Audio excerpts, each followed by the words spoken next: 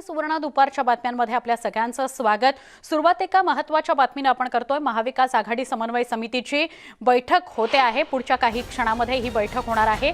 सह्याद्री अतिथीगृहावर 4 वाजता ही बैठक होईल. सध्याची राजकीय परिस्थिती आणि निवडणुका यावर या बैठकीत चर्चा होईल असं कळतं आहे. मविया मंत्र्यांवर होणाऱ्या आरोपांवर सुद्धा चर्चा होईल असं कळतं आहे. याशिवाय बैठकीत स्थानिक स्वराज्य संस्थांच्या निवडणुका, सध्याची राजकीय परिस्थिती हे सगळे विषय चर्चेत आणले जातील, हाताळले जातील. साधारणपणे पुढच्या काही मिनिटांमध्ये म्हणजे 4 वाजता ही बैठक आयोजित करण्यात आलेली आहे. 1 तासाने ही बैठक सह्याद्री अतिथीगृहावर होईल. महाविकास आघाडीच्या समन्वय समितीची ही बैठक असेल. 3 पक्षाचं महाविकास आघाडी सरकार आहे. या 3 पक्षांमध्ये समन्वय राहावा याकरता ही बैठक आयोजित करण्यात आलेली आहे आणि समन्वयासाठी या 3ही पक्षांचं त्या मुद्द्यावरचं एकमत अपेक्षित आहे आणि म्हणून ही बैठक आयोजित करण्यात आली आहे. दर महिन्यामध्ये किंवा एका ठराविक कालावधीनंतर समन्वय समितीची बैठक होत असते. भारतीय जनता पक्षाची स्थिती वैफल्यग्रस्त आहे. महाविकास आघाडी बनली आणि त्यांना तरी स्वप्न पडत होते की आपण सत्तेत येऊ, परंतु आमच्या 3ही पक्षांनी ज्या पद्धतीनं हे राज्य चालवलेलं आहे त्याचा उपयोग राज्यातील नागरिकांकरता होतोय, सामान्य माणसासाठी होतोय, देश पातळीला सुद्धा केलेल्या कामाचं कौतुक होतंय. त्याच्यातून वैफल्यग्रस्त होऊन भारतीय जनता पक्ष असे काही पावलं उचलत आहेत, काही आरोप करत आहे. जनतेला हे खरं वाटणार नाही. हे वैफल्यातून केलेले आरोप आहेत. हे आरोप होत असताना आमची जबाबदारी की आमचं सरकार आम्ही मजबूत पद्धतीनं चांगल्या पद्धतीनं चालवणं ही आमची जबाबदारी आहे. जास्तीत जास्त चांगलं काम करणं, लोकांना आवश्यक त्या गोष्टी आम्ही करणं, हे काम करणं हेच उत्तर यांना असतं. म्हणजे जितकं आम्ही चांगलं काम करू तितके ते चिडणार, वैफल्यग्रस्त होणार, आरोप करणार, हे तर गृहीत धरायचे. प्रमोद महाजनजींच्या बाबतीत जागा ज्यावेळेस रिक्त झाली त्यावेळेस सर्वांनी मिळून सहकार्य केलं होतं आणि बिनविरोध केलं होतं. हा इतिहास आहे. माझं ते आम्ही तसं योग्य वेळी विनंती करू. आमचे मुंबईचे प्रतिनिधी उदय जाधव यांच्याकडून अधिक माहिती घेऊया. उदय, सगळ्यात आधी तर या बैठकी संदर्भात काय माहिती मिळते? कारण दर ठराविक कालावधीने किंवा दर महिन्यामध्ये या समन्वय समितीची बैठक होत असते, तशीच ही बैठक आहे का काही उद्देशानं ही बैठक आहे? सुवर्ण, दर महिन्याला ही महत्वाची बैठक होत असते. महाविकास आघाडीतील 3ही पक्षांमधले जे समन्वय नेते आहेत त्यांची ही महत्वाची बैठक होत असते. महाविकास आघाडीमध्ये आपापसांमध्ये समन्वय राहावा आणि पक्षांतर्गत जे सर्व आमदार आहेत, लोकप्रतिनिधी आहेत, त्यांचे काही प्रश्न प्रलंबित असतील ते सुटावे या दृष्टिकोनातून ही बैठक होत असते. मात्र आज 4 वाजता सह्याद्री अतिथीगृहावरती ही जी महत्वाची बैठक होते आहे, त्या बैठकीमध्ये प्रामुख्याने येणाऱ्या स्थानिक स्वराज्य संस्थांच्या ज्या निवडणुका आहेत त्या निवडणुकांसंदर्भात प्रामुख्याने चर्चा होणार आहे. त्याचबरोबर महामंडळांचे जे प्रलंबित नियुक्त्या आहेत, अध्यक्षपदांच्या पण नियुक्त्या, त्याचबरोबर काही सदस्यांच्या ज्या नियुक्त्या, या संदर्भात महत्वाची बैठक होणार आहे. त्याचबरोबर सध्या भाजपकडनं, विरोधी पक्ष भाजपकडनं सातत्यानं महाविकास आघाडीतील मंत्र्यांवरती असेल किंवा नेत्यांवरती वारंवार भ्रष्टाचाराचे आरोप जे आहेत गांभीर्याने केले जात आहेत. त्या संदर्भात ही महत्वाची बैठकीमध्ये चर्चा देखील होणार आहे. या बैठकीत नेमकी काय चर्चा होते ही बैठक संपल्यानंतर कळू शकेल. मात्र सध्या समन्वय समितीच्या या बैठकीमध्ये एकूणच महाविकास आघाडी समोर जी प्रमुख आव्हानं आहेत आणि पक्षांतर्गत जी काही आव्हानं आहेत, आमदारांचे प्रश्न असतील किंवा स्थानिक स्वराज्य संस्थांच्या निवडणुकांचे जे प्रश्न असतील त्या प्रश्न सोडवण्यासाठी ही नेत्यांची महत्वाची चर्चा होत आहे या बैठकीत. नक्की उदय, मात्र प्राथमिकतेने सध्या जो प्रश्न महाविकास आघाडी सरकारला भेडसावतो आहे तो म्हणजे 3ही पक्षातल्या वेगवेगळ्या महत्वाच्या नेत्यांवर होणारे भ्रष्टाचाराचे आरोप आणि त्यांची होत असलेली चौकशी किंवा कारवाई. तर या अनुषंगाने काही ठोस चर्चा या बैठकीमध्ये होऊ शकते का? अगदी बरोबर. या बैठकीमध्ये अशी चर्चा होणं हे स्वाभाविक आहे, कारण महाविकास आघाडीची प्रतिमा जी आहे त्या आरोपांमुळे मलिन होत आहे. जर का महाविकास आघाडीला त्यांची प्रतिमा चांगली ठेवायची असेल तर निश्चितच भ्रष्टाचाराचे जे काही आरोप भाजपकडनं महाविकास आघाडीवरती होत आहेत ते आरोप खोडून काढणं आणि त्या आरोपांचे पुरावेनिशी पूर्णपणे जनतेसमोर सांगणं हे अतिशय महत्वाचं काम या महाविकास आघाडीकडे असणार आहे. महाविकास आघाडीची प्रतिमा चांगली ठेवण्याचं काम हे समन्वय समितीच्या माध्यमातून होतंय का हे आता पाहावं लागेल आपल्याला. नक्की उदय, तुर्तास धन्यवाद आपण ही सविस्तर माहिती दिल्याबद्दल. एक विषय अजून तो म्हणजे असा की जो काही आपण ड्रामा सगळा किरीट सोमय्यां भोवती घडलेला बघितला म्हणजे किरीट सोमय्यांना मुंबईतून घराबाहेर पडू दिलं नाही, त्यानंतर त्यांना कोल्हापूरला जाताना अडवलं, त्यांना कराडमध्येच उतरवून घेतलं गेलं, या सगळ्या विषयी सुद्धा या बैठकीमध्ये चर्चा होऊ शकते.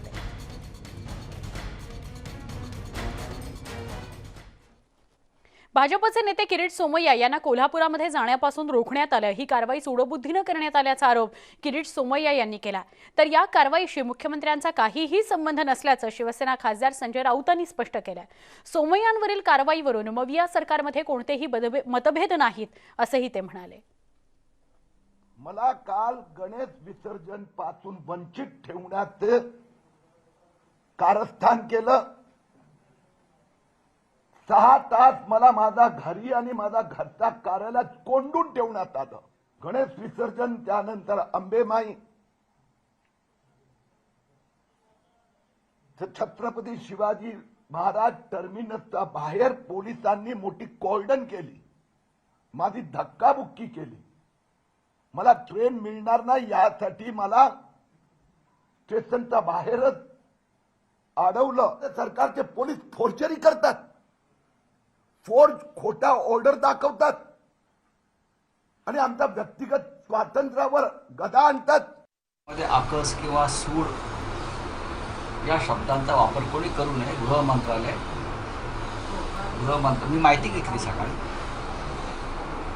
पूर्ण माहिती घेतली आणि गृहमंत्रालयाला कायदा आणि सुव्यवस्थेबाबत काही प्रश्न निर्माण होतील असं वाटलं दोन्ही बाजूनी आणि त्यातून ही कारवाई झाली.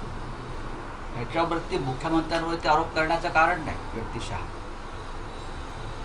याकडे जर कोणी त्या दृष्टीनं पाहत असेल की मुख्यमंत्र्यांनी केलं, मुख्यमंत्री अशा लहान गोष्टीमध्ये पडत नाही.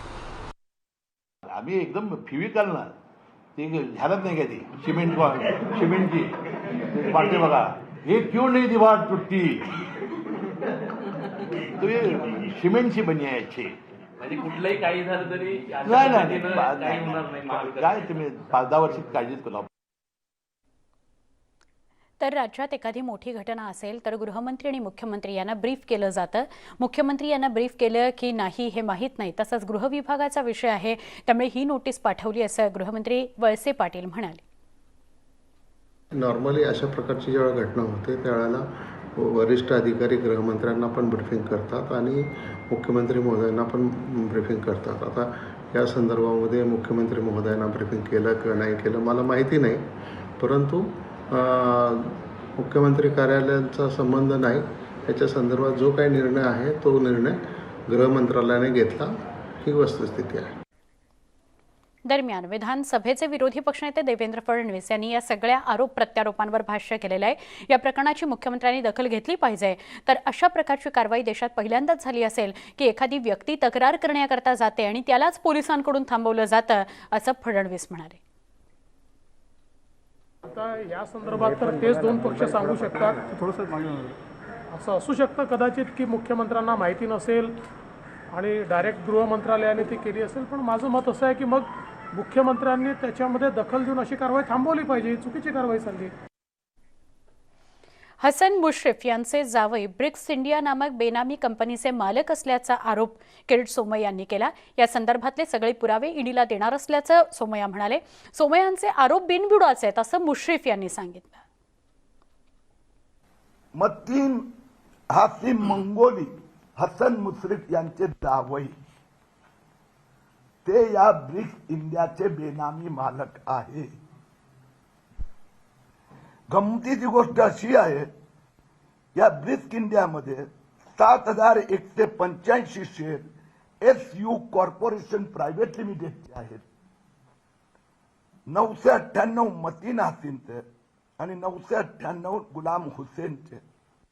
म्हणजे परत सरसेनापती कारखान्यासारखं 98% शेअर हे SU कॉर्पोरेशन ही बेनामी शेल कंपनी आहे.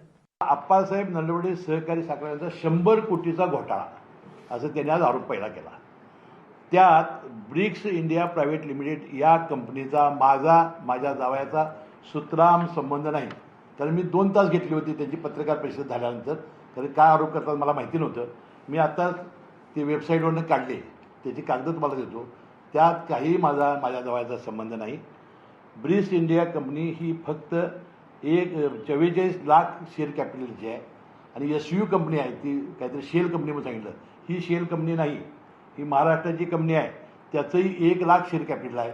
100 कोटीचा घोटाळा होईल कसा, हा एक प्रश्न. भाजपचे नेते किरीट सोमय्या यांनी हसन मुश्रीफ यांच्यावर मनी लॉन्ड्रिंगचा गंभीर आरोप केलाय. यावर ग्रामविकास मंत्री हसन मुश्रीफ यांनी त्याला प्रत्युत्तर दिलंय.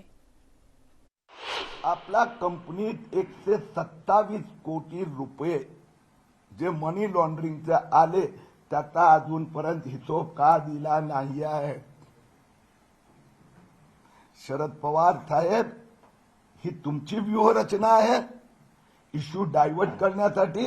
जे सरसेनापती घोरपडे साखर कारखान्यामध्ये 100 कोटी शेअर कॅपिटल पैकी 98% म्हणजे 98 कोटी रुपये हे बोगस कंपन्यांद्वारा भ्रष्टाचाराचा पैसा आणण्यात आला आहे. हसन मुश्रीफ परिवाराचे 10 जे सदस्य आहेत त्यांच्या नावाने फक्त 2 कोटी रुपये, बाकी सगळा पैसा बोगस कंपन्यांद्वारा आला. कोल्हापूर जिल्हा मध्यवर्ती बँकेनं हा निविदा काढलेली नाही. कोल्हापूर जिल्हा मध्यवर्ती बँकेचं या कारखान्याला कर्ज नव्हतं. 2012-13 साली हा कारखाना शासनाने ब्रिक्स फॅसिलिटीला चालवायला दिलेला होता. 10 वर्षाच्या सहयोगी तत्वावर, की जे शासनाचा धोरण होतं सहयोगी तत्वावर, त्याला घेतला होता. परंतु ही कंपनी 2020ला, ते म्हणतात 2020ला दिली. ग्रामविकास खात्याचा मंत्री किती खोटं बोलायचं, अभ्यास तरी केला पाहिजे. मूर्खपणाचा कळस आहे. 2020ला ही कंपनी सोडली त्या कंपनीनं, कारण 2 वर्ष आधीच 10 वर्षासाठी घेतला होता 43 कोटीला. मी सगळी माहिती काढली. 2 वर्ष तोटा फार वाढत होता, बँकाची कर्ज वाढत होती, पण तो कारखाना त्यांनी सोडला. नलावडे साखर कारखान्याशी तुमचा संबंध काय, असा सवाल किरीट सोमय्या यांनी मुश्रीफांना पत्रकार परिषदेमध्ये केला. अप्पासाहेब नलावडे गडहिंग्लज सहकारी साखर कारखान्याचा संबंध काय. हसन मुश्रीफ यांचा दुसरा घोटाळा. हसन मुश्रीफ आणि परिवाराने अप्पासाहेब नलावडे गडहिंग्लज सहकारी साखर कारखाना मध्ये 100 कोटी रुपयेचा घोटाळा केला आहे. याच्यात पण तसाच पद्धतीने कलकत्ताच्या शेल कंपन्यांद्वारा ज्या कंपन्या स्ट्राईक ऑफ झाल्या आहेत, म्हणजे अनेक वर्षापूर्वी बंद झाल्या आहेत, त्याचे बोगस फोर्जरी अकाउंट उघडायचे आणि त्या बँक अकाउंटमध्ये मुश्रीफांचा एजंटनी कॅश टाकायची, 2 लेअर बनवून आपल्याकडे पैसा घेतला आहे. असे 100 कोटी रुपयांचे ट्रान्झॅक्शन आणि या गडहिंग्लज सरकारी कारखान्याचे कागदपत्र मी उद्या मुंबईत ईडीकडे सुपूर्द करणार आहे. आणि हा सरसेनापती कारखाना 10 वर्ष झाली. शिळ्याकडला ऊस का आणला जातोय, कर्ज सगळी पिटली. 10 वर्षानंतर पुन्हा विषय का काढला जातो. यांना काय मंत्रिपदाचं माझं सापडत नाही ना. आता सेनापती हा आप्पासाहेब नलावडे कारखाना, ह्याचा माझा काय संबंध नाही. आमदार म्हणून मला सहकार्य असेल त्याला, पण आता सुद्धा संचालक मंडळाच्या ताब्यात आहे. 2020ला म्हणलं मुश्रीफांनी घेतला ग्रामविकास मंत्री झाल्यावर. आणि कशी बेताल आरोप करता, आणि आपण त्याला किती प्रसिद्धी देतो हे फार महत्वाचं आहे. चंद्रकांत पाटील हे आपल्यावरील कारवाईचे सूत्रधार असल्याचा आरोप ग्रामविकास मंत्री हसन मुश्रीफांनी केला. तर आपण पक्षाचे सामान्य कार्यकर्ते असून आपल्याला सूत्रधार अशी विशेषणं लावू नका, असं म्हणणं आहे चंद्रकांत पाटलांचं. महाविकास आघाडी ही जिल्ह्यातली इतकी प्रबळ झालेली आहे, विशेषतः पश्चिम महाराष्ट्रामध्ये, की 10 वर्षात भारतीय जनता पक्षाला आता कुठलाही म्हणजे त्याच्यासमोर यश दिसत नाही. परवा ते म्हणाले की कालचक्र असतं फिरत असतं, भविष्यात काय होईल ते होईल. पण आज कोल्हापूर जिल्ह्यामध्ये ते 0 आहेत. जिल्हा परिषद त्यांच्या ताब्यात नाही, महानगरपालिका ताब्यात नाही, जिल्हा मध्यवर्ती बँक ताब्यात नाही, मार्केट कमिटी ताब्यात नाही. आणि त्यामुळे सातत्यानं परवासुद्धा दिल्लीमध्ये भारतीय जनता पक्षाचे प्रदेशाध्यक्ष याच कारणामुळं चंद्रकांत पाटलांना बदलायचं ठरलं होतं, परंतु अमित शहांच्या मैत्रीमुळे ते बचावले. त्यांचं कोल्हापूर जिल्ह्यामध्ये आणि पश्चिम महाराष्ट्रामध्ये होत असलेला सुपडा साप हे त्यांचं अपयशाचं कारण आहे. आणि मग हसन मुश्रीफला कसं थांबवता येईल हा यामागचं कारस्थान आहे. एका गिरणी कामगाराच्या घरात जन्माला आलेला चंद्रकांत पाटील केवढा मोठा झाला की तो एखाद्या घटनेचा मास्टर माइंड असतो. त्याला 3 पक्ष आमच्याकडे या असं म्हणतात. त्याला नागालँडचं राज्यपाल केलं जातं, त्याला केंद्रात मंत्री पाठवलं जातं, मध्येच कोणीतरी तो महाराष्ट्राचा मुख्यमंत्री होणार म्हणतो. मला खूप बरं वाटलं की बा एका गिरणी कामगार, आणि ही भारतीय डेमोक्रेसी आहे. एका गिरणी कामगाराच्या घरात असणारा माणूस मास्टर माइंड होऊ शकतो, केंद्रीय मंत्री होऊ शकतो, नागालँडचा राज्यपाल होऊ शकतो. आता गप्प बसून चालणार नाही. चंद्रकांत पाटलांनी घोटाळा समोर आणणार असं ग्रामविकास मंत्री मुश्रीफांना सांगितलंय. तर कोल्हापुरी चप्पल दाखवणं थांबवा, ईडीच्या नोटीसीला उत्तर द्या असं मत चंद्रकांत पाटलांनी व्यक्त केलं. चंद्रकांत पाटलांनी मी सांगितलेलं आहे की त्यांनी हायब्रिड युनिव्हर्सिटीमध्ये घोटाळा केला आहे, त्याची मी FIR करणार आहे. आणि मी महाविकास आघाडीच्या सगळ्यांना सांगितलं आहे की आता आपल्याला गप्प बसून चालणार नाही. कदाचित ही सगळ्यांच्यावर अशी परिस्थिती येईल, आपल्याला त्यांचे घोटाळे काढावे लागतील, त्यांना योग्य मार्गावर आणावं लागेल. ठीक आहे, लोकशाही पद्धतीने काय चालायचं ते चालू ना, याच्यापूर्वी चाललेलं नाही, परंतु हे असं चालू देता कामा नये अशी माझी विनंती आहे. एका गिरणी कामगाराच्या घरात जन्माला आलेला चंद्रकांत पाटील केवढा मोठा झाला की तो एखाद्या घटनेचा मास्टर माइंड असतो. त्याला 3 पक्ष आमच्याकडे या असं म्हणतात. त्याला नागालँडचं राज्यपाल केलं जातं, त्याला केंद्रात मंत्री पाठवलं जातं, मध्येच कोणीतरी तो महाराष्ट्राचा मुख्यमंत्री होणार म्हणतो. मला खूप बरं वाटलं की बा एका गिरणी कामगार, आणि ही भारतीय डेमोक्रेसी. गणपती विसर्जन आणि अंबाबाईचं दर्शन घेण्यास रोखणाऱ्या शिवसेनेचं अंतरंग हिरवं झाल्याचा आरोप भाजपचे नेते सोमय्या यांनी केला. तर आपलं अंतरंग कोणतं आहे हे लवकरच कळेल असं शिवसेना खासदार संजय राऊत म्हणाले. तुम्ही मुख्यमंत्री पदासाठी हिरवा रंग धारण केला असेल, तुम्ही करा, भगवा थोडा, हिरवे व्हा, पण मला गणेश विसर्जनाला जाऊ द्यायचं नाही, मला अंबेमाईचं दर्शन करायला जाऊ द्यायचं नाही. सरकारचे उद्धटपणा आम्ही चालू देणार नाही. कळेल त्यांना लवकरच कोणता रंग आमचा आहे, तो कोणता रंग आमचा आहे तो कळेल. कायदेशीर कारवाई जर एखाद्यावरती होते की तर रंगाचा प्रश्न काय येतो. या राज्यामध्ये कायदा सुव्यवस्था, लॉ अँड ऑर्डरचा प्रश्न निर्माण झाल्यावरती जर कारवाई कोणी करत असेल गृह मंत्रालयाकडून, तर ती रंग बघून कारवाई केली जात नाही किंवा आमचा रंग कोणताही कारवाई केली जात नाही. शिवसेनेवरती अशा प्रकारचे आरोप करण्यापूर्वी आपलं अंतरंग एकदा झाकून पाहावं, एवढंच मी सांगेन. एक छोटासा ब्रेक घेऊया. दुपारच्या बातम्यांमध्ये अजून काही घडामोडींकडे वळणार आहोत. पहा फक्त न्यूज 18 लोकमत. दुपारच्या बातम्यांमध्ये पुन्हा एकदा स्वागत. न्यूज 18 लोकमतची खड्ड्यांविरोधातली मोहीम, तसदीबद्दल क्षमस्व. परभणी जिल्ह्यातील रस्त्यांची अत्यंत दुरवस्था झालेली आहे. शहर असो की ग्रामीण भाग, सगळ्याच ठिकाणचे रस्ते गायब आहेत. म्हणजे रस्त्यांची चाळण झाली आहे, रस्त्यांवर खड्डेच आहेत म्हणून रस्ते गायब आहेत. शहरातून जाणाऱ्या प्रमुख मार्गावर खड्डेच खड्डे आहेत. ही सगळी रस्त्यांची परिस्थिती, दुरवस्था दाखवण्यासाठी आमचे प्रतिनिधी विशाल माने यांनी परभणीतल्या नानलपेठ ते जुना पेडगाव दरम्यान दुचाकीनं प्रवास केला. यावेळी खड्ड्यांमधून मार्ग काढताना नागरिकांना नेमका काय त्रास होतो हे त्यांनी जाणून घेतलं. परभणी शहरातील रस्त्यांच्या दुरावस्थेचं चित्र पाहण्यासाठी आज आपण परभणी शहरातील रस्त्यांवर उतरलो आहोत. शहरातील प्रमुख मार्ग असलेला नानलपेठ ते जुना पेडगाव या रोडवरून आज आपण आपली बाईक घेऊन जाणार आहोत आणि जाणून घेणार आहोत की या ठिकाणून जाणाऱ्या नागरिकांना कोणत्या प्रकारच्या त्रासाला सामोरं जावं लागते. चला तर आपण निघूया या प्रवासाला. शहरातील मध्यवर्ती भाग असलेल्या नानलपेठ भागातील रस्त्यांची ही दुरावस्था. या भागातून जाणारा रस्ता जो आहे तो साधारणपणे 20 फूट रुंदीचा आहे, परंतु या 20 फुटाच्या रुंदीमध्ये जागोजागी 5, 7 आणि 8 फुटांचे खड्डे दिसून येतात. या खड्ड्यावरून शहरातील नागरिकांना रोजच्या रोज आपला प्रवास करावा लागतोय.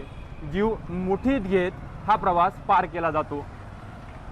परभणी नगरपालिकेचं रूपांतर महापालिकेमध्ये झाल्यानंतर या ठिकाणच्या नागरिकांना शहरामध्ये मोठ्या प्रमाणात विकास कामे होतील, शहराची दुरावस्था दूर होईल अशी आशा असताना महानगरपालिकेच्या काळात तर शहर अधिकच विद्रूप होऊन बसलेलं आहे. कारण रस्त्याच्या दुरुस्तीकडे प्रशासनाने पूर्णपणे दुर्लक्ष केलंय. या रोडवर या अगोदर अनेक वेळा अपघातही झाला होता. याच रोडवर जो पेट्रोल पंप आहे त्या ठिकाणी एका पोलीस कर्मचाऱ्याला अपघातामध्ये आपले जीव गमवावे लागले, परंतु प्रशासन हातूरमातूर दुरुस्ती करतं आणि त्यानंतर या रस्त्याच्या नूतनीकरणाकडे मात्र पूर्णपणे दुर्लक्ष होतं। एकूणच रस्त्यांची जी विदारक परिस्थिती आहे त्यामुळे येथून प्रवास करणाऱ्या नागरिकांना संकटाला सामना करावा लागतोय आणि त्यामुळे नागरिकांना अनेक आजारही जडले आहेत। मणक्याचे आजार असतील, धुळीमुळे श्वासोश्वासाचे आजार असतील, अनेक आजारांना नागरिकांना समोर जावं लागतंय। परंतु प्रशासन, महानगरपालिकेचे लोकप्रतिनिधी याकडे पूर्णपणे दुर्लक्ष करत आहेत आणि त्यामुळे परभणीतील नागरिकांना वाली कोण हा मोठा प्रश्न आहे। परभणी शहरामध्ये सर्वाधिक गाजत असलेला हाच तो रस्ता। या रस्त्यावर सोशल मीडियावर मीम देखील बनवण्यात आले, परंतु या मीममधूनही प्रशासनाला या रस्त्याच्या दुरुस्तीसाठी वेळ मिळू शकला नाही आणि त्यामुळे या भागातील नागरिकांना रोजच्या रोज या खड्ड्यांचा सामना करत आपला प्रवास करावा लागतो। या रस्त्याची दुरावस्था जर आपण पाहिलं तर मागील अनेक वर्षांपासून हा रस्ता दुरुस्तीच्या प्रतीक्षेमध्ये आहे। याच रस्त्यावर अनेक वेळा दुचाकीस्वारांचे अपघातही झालेले आहेत। या रस्त्यावरून जाणाऱ्या शाळकरी विद्यार्थ्यांनाही अनेक वेळा जखमा झालेल्या आहेत। रस्ता 20 फुटाचा असला तरी 10 ते 15 फुटावर खड्डे आहेत आणि त्यामुळे रस्त्यावर खड्डे का खड्ड्याच्या आजूबाजूला थोडाफार रस्ता आहे असा मोठा प्रश्न या रस्त्यावरून जाताना पडतो। परंतु प्रशासन या रस्त्याच्या दुरुस्तीकडे का दुर्लक्ष करतं हा प्रश्न या भागातील नागरिक नेहमी विचारतात। या रस्त्याचा जर आपण विचार केला, राष्ट्रीय महामार्गापासून जुना पेडगाव रोड असे या रस्त्याचं नाव आहे, परंतु राष्ट्रीय महामार्गाच्या बाजूला असूनही या रस्त्याचे दुरावस्थेचं चित्र काही बदलायला तयार नाही आहे। मोठमोठे खड्डे आणि या खड्ड्यामधून आपला जीव मुठीमध्ये घेऊन प्रवास करणारे नागरिक या रस्त्यावर रोजचं चित्र आहे। जागोजागी साठलेलं पाणी आणि खड्डे, यामुळे हे खड्डे चुकवताना अनेक वेळा नागरिक या रस्त्यावर पडतात। कधी हाताला जखमा तर कधी पायाला जखमा। विद्यार्थ्यांच्या नशिबीही हाच रस्ता आहे आणि त्यामुळे प्रशासन या रस्ता दुरुस्त कधी करणार याकडे सर्व नागरिकांचं लक्ष लागलं आहे। शहरातील रस्त्यांच्या दुरावस्थेचं हे प्रातिनिधिक स्वरूप आहे। आम्ही साधारणपणे नानलपेठ कॉर्नरपासून जुना पेडगाव रोड असा 1 ते 1.25 किलोमीटरचा प्रवास केला, परंतु या रस्त्यावरील खड्ड्यांची जर आपण संख्या मोजायचा प्रयत्न केला तर ते आपल्याला शक्य नाही आहे, कारण हजारो खड्डे या रस्त्यावर आहेत आणि या हजारो खड्ड्यांमधून या भागात राहणाऱ्या नागरिकांना रोजच्या रोज आपला प्रवास करावा लागतोय। त्यामुळे प्रशासन या रस्त्याच्या दुरुस्तीकडे नेमकं कधी लक्ष देणार आणि या नागरिकांना या खड्ड्याच्या रस्त्यातून मुक्तता कधी मिळणार हा मोठा प्रश्न आहे। विशाल माने, न्यूज 18 लोकमत, परभणी। नागरिकांना या रस्त्यावरून प्रवास करताना अनेक समस्यांना सामोरं जावं लागतंय, त्यामुळे नागरिक संतप्त आहेत। त्यांनी काय प्रतिक्रिया दिल्या बघा। रस्ते तर आता बघतातच तुम्ही, एखादा जरी डिलेवरी पेशंट कोणी असेल किंवा अवघड कोणाचं काय असेल ना, पण ते इतकं अवघड आहे, जर काही झालं तर कोण जबाबदार आहे या सगळ्या गोष्टींना? नळपट्टी घेतात, घरपट्टी घेतात, रोडचं सगळं तुम्ही व्यवस्थित वसूल करतात, मग आम्ही कोणाकडे जायचं की हे रोड करून द्या म्हणून? मग तो पैसा कुठे जातो ह्यांचा सगळा? किती आता आज मी 25-30 वर्ष झाले इथे राहते आहे, तसंच आहे। एक छोटासा ब्रेक घेऊया, अजून काही घडामोडींकडे वळणार आहोत एका ब्रेक नंतर। पहा फक्त न्यूज 18 लोकमत।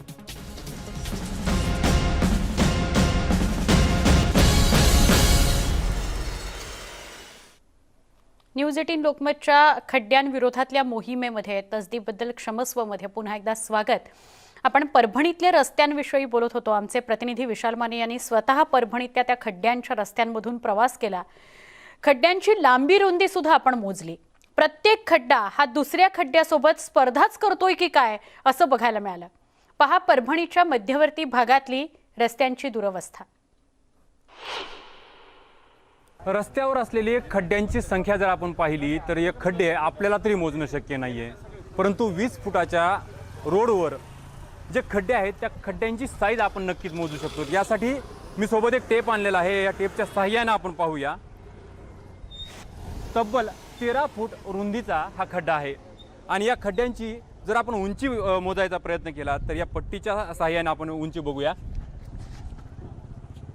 साधारणपणे एक ते 2 फुटाचे खड्डे या रस्त्यावर ठिकठिकाणी पडलेले आहेत. 20 फुटाच्या रोडमध्ये जर 12 आणि 13 फुटांचे खड्ड्यांची रुंदी असेल तर या रस्त्यावर फक्त खड्डे आहेत. इथे कुठेही रस्ता अस्तित्वातच नाही असं दिसून येते. या भागात राहणारे काही नागरिक आपल्यासोबत आहेत. या नागरिकांकडून आपण जाणून घेणार आहोत त्यांच्या प्रतिक्रिया. काय सांगाल या रस्त्याबद्दल? हा रस्ता जवळजवळ 20 वर्षापासून अशाच परिस्थितीत आहे. या ठिकाणचे नगरसेवक निष्क्रिय आहेत. हे या रोडकडे बघत नाहीत. निधी आला म्हणतात, उद्घाटनं होतात, पण आत्तापर्यंत काही झालेलं नाही. उद्घाटन होऊन जवळजवळ 1 वर्ष होत आलेलं आहे, पण या कामाची कसलीही दखल घेतली जात नाही. आणि परिस्थिती अशी निर्माण झालेली आहे की या ठिकाणच्या तरुण तडफदार आमदारांनी या भागाला निधी दिला, 4 कोटी असे म्हणले जाते. एकूण मागील अनेक वर्षांपासून रस्ता दुरुस्तीची मागणी होत आहे, परंतु रस्ते काही दुरुस्त होत नाहीत. काय सांगाल या रस्त्याच्या संदर्भामध्ये? कोणाकोणाकडे पाठपुरावा केला तुम्ही? आम्ही नगरसेवकांकडे पहिल्यांदा तर आम्ही आमच्या नगरसेवकांना पाठपुरावा केला, त्यांना पण काही रिस्पॉन्स दिला नाही. ते आमच्या गल्लीतच काय करत नाहीत तर ह्या रोडचं काय करणार ते? त्याच्यामुळे हे लोक कोणी काय करत नाही. त्याच्यानंतर आमदार फंड देण्यात आला. आमदार फंड देऊन जवळपास 2 महिने झाले, तरी पण त्याच्यात काही हे नाही आहे. आणि मला तर वाटते आणखीन हे रोड काही 5 वर्ष काही होत नाही. हा जो पेडगाव रोड आहे त्याची दुरुस्ती साधारणपणे 2015 साली झाली होती, परंतु त्यानंतर या रस्त्यावर कुठं एक टोपलं मातीही टाकण्यात आली नाही आणि त्यामुळे हे खड्डे पुन्हा एकदा वरी आले. या भागातील नागरिक असंतोषामध्ये असतात, वेळोवेळी आंदोलने करतात. आंदोलनं केलं की लोकप्रतिनिधी इथे येतात, यांची भेट घेतात आणि मोठमोठी आश्वासनं देतात, परंतु या आश्वासनांची पूर्तता नेमकी होणार कधी हा मोठा प्रश्न आहे. विशाल माने, न्यूज 18 लोकमत, परभणी. नागरिकांचं नेमकं म्हणणं काय आहे ते तर आपण जाणून घेतलंय. वाहन चालकांच्या समस्या काय आहेत त्याही आम्ही जाणून घेतल्या. या मार्गावरून जाणाऱ्या वाहनांचं मोठं नुकसान होत आहे असं यावेळी त्यांनी सांगितलं. तर येता वेळेस जाता वेळेस थोडा त्रास होते, गाडीचं पंक्चर होती किंवा मग टायर फुटते आणि त्रास बी होते खूप, कारण हे रस्ता काय बनत नाही. कारण रोज माझी डेली गाडी चालते आहे. मी इथे ह्याच रोडलाच राहतो, लक्ष्मीनगर. डबल मेंटेनन्स झालेलं आहे गाडीला आणि कसे दिवसभर त्रास होतो ते वेगळंच. दुरुस्तीसाठी तुम्ही नगरसेवकांना त्यांना बोलले नाहीत का? काय बोलावं ना आता त्यांनी आता 2दा मंजूर झाला रोड, पण काही काम पुढं ढकलणं झाले. जिथं आहे तिथंच थांबलेले काम. नानलपेठ ते जुना पेडगाव या 1 ते 1.25 किलोमीटरच्या मार्गावर अनेक खड्डे पाहायला मिळाले. यावरून आता नेते मंडळी आरोप प्रत्यारोप करताना दिसत आहेत. जिम्मेदारी तर घ्यावं लागेल ना, ज्यांची सत्ता आहे त्यांना जिम्मेदारी घ्यावी लागेल या रोडची. आम्ही कशी जिम्मेदारी घेऊ या रोडची? कारण की एक नगरपालिकेच्या नगरसेवकला किती फंड्स येतो तुम्हाला माहीत आहे, आम्हाला माहीत आहे. 9 कोटी रुपये आम्हाला फंड येत नसतो, आम्हाला 10-20 लाख रुपये येतो. दलित उत्तरपर्यंत आम्हाला आतापर्यंत 10-15 लाख रुपये आले 4 वर्षामध्ये. तितक्यामध्ये काय होणार? हा रोड म्हणजे परभणीतला हृदय आहे. हा रोड म्हणजे इथं शनिवार बाजार इकडे आहे, सिव्हिल हॉस्पिटल इकडे आहे, मेन म्हणजे फायर ब्रिगेड आणि मेन पोलीस स्टेशन इकडे आहेत. ह्या रोडला आहे, टेलिफोन ऑफिस इकडे आहे. उद्या एखादी घटना झाली तर इथून गाडी निघायला तर अर्धा तास लागत आहे आज फायर ब्रिगेडची. आता आपण परभणीतल्या रस्त्याची दुरवस्था पाहिली. या जिल्ह्याचे खासदार संजय जाधव आणि पालकमंत्री नवाब मलिक आहेत, तर आमदार राहुल पाटील आहेत. या सगळ्यांवर तुमच्या जिल्ह्यातील व्यवस्थेची जबाबदारी यांच्याकडे आपणही वेळोवेळी पाठपुरावा केला असेल. न्यूज 18 लोकमत देखील आमच्या वृत्तमालिकेतून या नेते मंडळींना आवाहन करताय की जातीनं लक्ष घालून नागरिकांच्या खड्ड्याच्या समस्या सोडवाव्यात.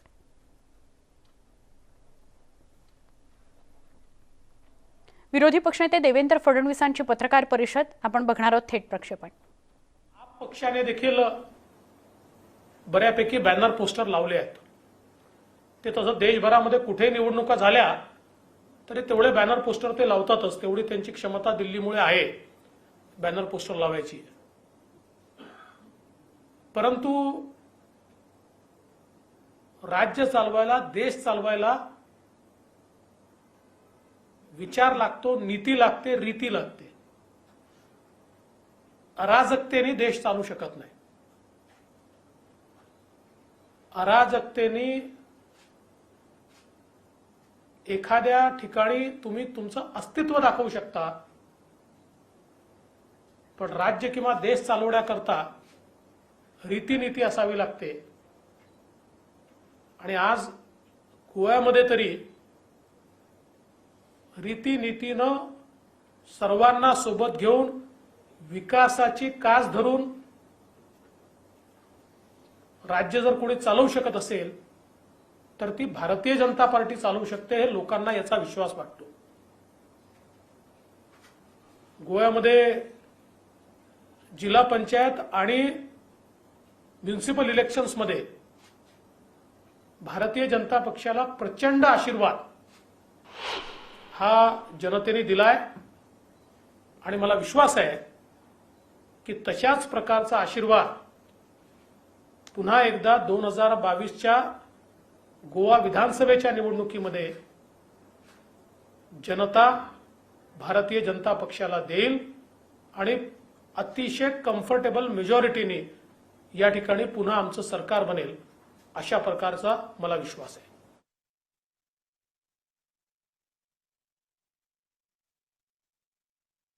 वर देण्यात आलेली आहे ते गोव्यामध्ये होते. मुख्यमंत्री सुद्धा त्यांच्या सोबत होते गोव्याचे आणि पत्रकार परिषद ही सुरू होती आगामी निवडणुकांच्या अनुषंगाने. एक छोटासा ब्रेक, पहा फक्त न्यूज 18 लोक. मिरवणूक यंदा कोरोना प्रतिबंधक.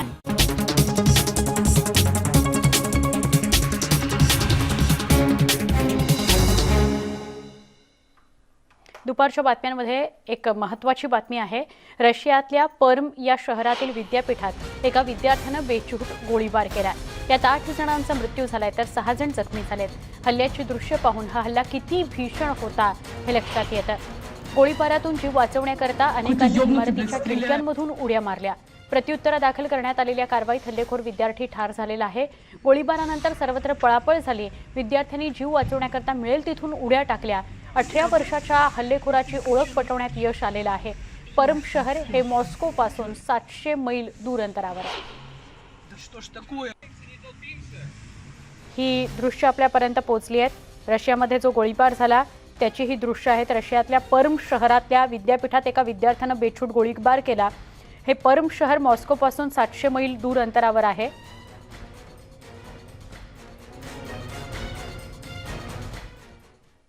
या सगळ्या महत्त्वाच्या घडामोडींसह आत्ता बुलेटिनमध्ये इथेच थांबतोय. ताज्या बातम्यांसाठी पहा फक्त न्यूज 18 लोकमत.